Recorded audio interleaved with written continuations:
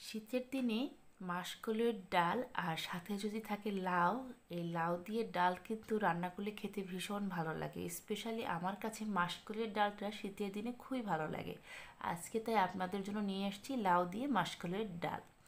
এর জন্য এখানে 2 কাপ মাসকলাইয়ের ডাল ধুয়ে আমি বসিয়ে দিয়েছি। ডালটাকে খুব ভালো করে ধুয়ে তারপর বসিয়ে দিতে হবে। দেখুন ডালটা কিন্তু অলরেডি ফুটতে শুরু করেছে।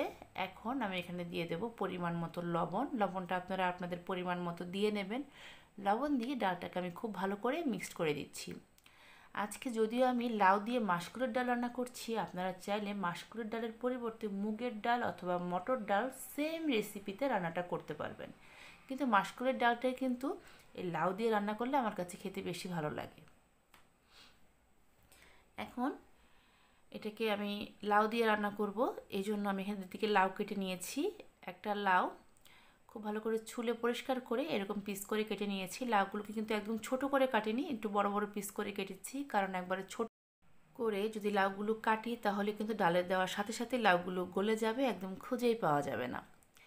এখন ডালের উপরে যে ফেনাটা আছে সেটা কিন্তু চামচ দিয়ে এইভাবে আমরা ফেলে দেব। এই ময়লা ফেনাটাকে অবশ্যই ফেলে দিতে হবে। ডালটা কিন্তু দেখুন অনেকটাই গলে এসছে। আমি চামচ দিয়ে আপনাদের দেখাচ্ছি, দেখতেই পাচ্ছেন ডালটা কিন্তু অনেকটা নরম হয়ে এসছে।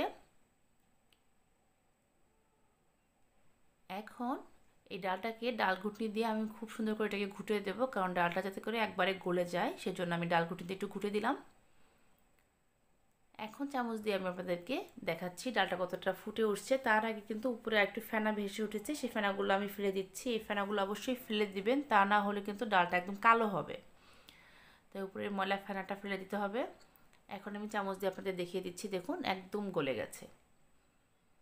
একটু ভালো মানের মাসকলাইয়ের ডাল নিয়ে নেবেন, বা যে ডালই রান্না করেন না কেন, তাহলে কিন্তু খুব সুন্দরভাবে গলে যায়। ডালটা যখন গলে গেছে তখন আমি এখানে দিয়ে দেবো লাউ। আমি লাউগুলো দিয়ে দিচ্ছি। আমার এই রেসিপিগুলো আপনাদের ভালো লেগে থাকলে আমার চ্যানেলটা সাবস্ক্রাইব করে দেবেন, পাশে থাকা বেল আইকনটায় ক্লিক করে দেবেন নতুন নতুন রেসিপি সবার আগে পাওয়ার জন্য। আমি কিন্তু একটা লাউ সম্পূর্ণটা দিয়ে দিয়েছি। লাউটা খুব ভালো মতো পাতলা করে কেটে নেবেন, তারপর দিয়ে দেবেন। লাউয়ের সাথে আমি দিয়ে দেবো আদা বাটা। যেহেতু মাসকলাইয়ের ডাল অথবা মটর ডালে কিন্তু আমি একটু আদা বাটা দিই। আমি প্রায় 1 টেবিল চামচের মতো আদা বাটা দিয়ে দিলাম। আদা বাটা দিয়ে লাউয়ের সাথে ডালটাকে খুব ভালো করে আমি মিক্সড করে দেব। এখন কিন্তু চুলার আঁচটাকে বাড়িয়ে দিয়েছি।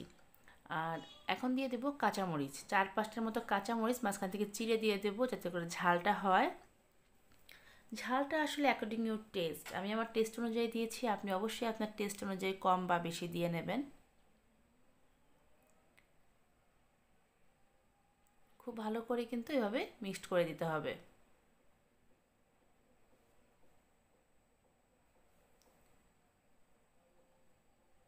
যখন দেখবেন যে লাউটা একদম গলে গেছে তখন আমরা এখানে দিয়ে দেবো হলুদ।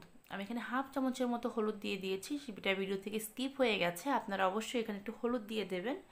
সামান্য পরিমাণে হলুদ দিয়ে দিয়েছি। এখন আমি ডালটাকে নামিয়ে রেখেছি এবং ডালটাকে আমি সম্বার দেবো। এর জন্য একটা এক্সট্রা কড়াইতে আমি দিয়ে দিয়েছি তেল, হাফ কাপের মতো সাদা তেল, 2-3টা তেজপাতা, 2-3টা শুকনো মরিচ, 1 চামচ 5 ফোড়ন। এইটা দিয়ে আমি সম্বার দেবো। 5 ফোড়নটা অবশ্যই দেবেন, খুব সুন্দর একটা স্মেল আসে। যে কোনো নিরামিষ রান্নায় একটু 5 ফোড়ন বা ডালের মধ্যে 5 ফোড়ন দেবেন। সাথে দিয়ে দিচ্ছি হাফ চামচ আদা বাটা। তারপর যে ডালটা আমি সিদ্ধ করে রেখেছিলাম সেই ডালটা আমি এখানে ঢেলে দিলাম।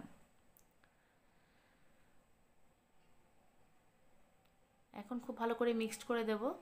এই 5 ফোড়ন আর শুকনো মরিচের কারণে কিন্তু ডালটা যখন সম্বার দিবেন দেখবেন খুব সুন্দর একটা স্মেল আসবে। আমি যখনই ডাল রান্না করি বা নিরামিষ কিছু রান্না করি আমি 5 ফোড়নটা দেওয়ার চেষ্টা করি। আমার কাছে 5 ফোড়নের স্মেলটা খুব ভালো লাগে। কেউ যদি 5 ফোড়ন পছন্দ না করেন সে স্কিপ করে দেবেন, 5 ফোড়নের পরিবর্তে কয়েকটা জিরা ফোড়ন দিয়ে দেবেন।